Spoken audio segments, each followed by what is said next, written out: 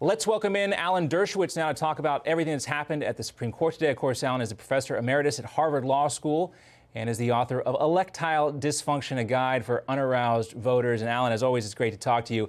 A couple things to get through when it comes to the Supreme Court. Let's start with the travel ban. That seems to get a lot of folks' attention. So the Supreme Court is now going to review the president's travel ban, but the big news here is that parts of it are actually going to go into effect. What does this mean?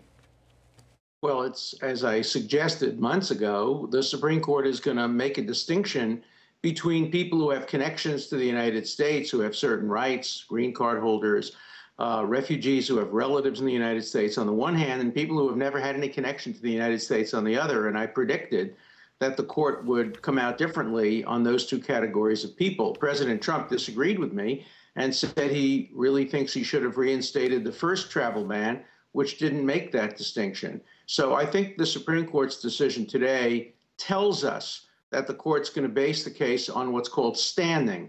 And probably this decision was written by Chief Justice Roberts, who is a real expert in the court on standing. And I think if I had to make a prediction, he's going to rule that the travel ban is constitutional as it relates to people with no connections to the United States, but may raise some serious constitutional questions as it relates to people who have green cards or other close connections to America. On a scale of 1 to 10, how big of a victory is this for the Trump administration and this particular travel ban?